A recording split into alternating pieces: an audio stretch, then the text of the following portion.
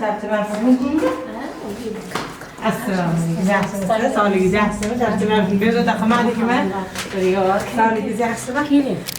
Allohim ko'ylagi. Aytganingiz kelsin. Sog'ligingiz yaxshimi? Tartibasizmi? Xudo yaxshi ko'rasizmi? Qancha bo'lgan endi qandli deb edingiz? Menga 23 yil bo'lgan. Nimadan keyin bo'ldi? Bilmayman. Bilganim 23 yil. Ha. Undan oldin bilmadim endi. O'zi nimadan keyin bilib qolgansiz qandli diabetingizni? Chanqash Bo'lgan. Ha. Qandli diabet birinchi bo'lganingizda kimga murojaat qilgansiz? Nimadan boshlagansiz davolanishni? Men o'zimni doktorga chiqqanman, o'zini uchastkovoyga. Sahrga topshirib ko'ring dedilar. Menga u paytda shokka tushdim men. Sahr deganligi. Bunaqa narsa yo'q edi-da. Ha. Chiqqanda 8 chiqqanmi, 7,5mi, o'shandan beri davolanib kelamiz-da. Eng balani necha chiqqan sahringizni? 15-2 mi shu oxiri. Bu ham yaqinda bo'lganda, shunaqa yaqinda bo'ldi, unaqa. Shunaqa ko'tarilgan holatda sizda qanaqa o'zgarishlar bo'ladi organizmingizda? Nima yomon his qilasiz o'zingiz? Yomon his qilmayman. Главное yomon his qilmayman. Menga juda ko'p belgi bermaydi. O'sha bir marta bo'lgan bilib qolganman. Juda belgisini bilmayman. Men просто o'zim chiqib topshirib turaman-da.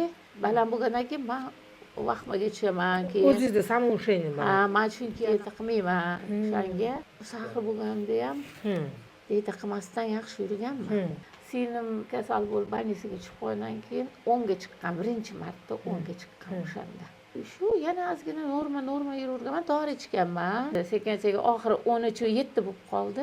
O'shandan keyin men shuni Qayerda ko'rdingiz buni? Buni telefonda. Ha, o'zim ko'rdim. Gaplashdingiz?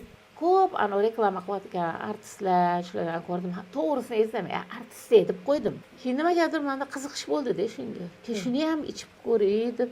Buni ichib, o'zim uyda tekshirib ko'ray deb tekshirsam, 8-4 chiqdi. Shunda bir haftalar, 10 kunlar bo'luvmidi, yo'qmidi. Ichganingizdan keyin qanaqa o'zingizda? Yaxshimi?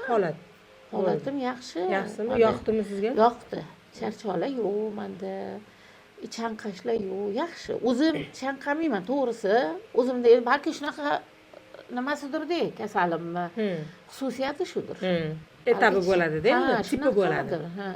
Buni hozir olib yuradigan bo'lib qoldim.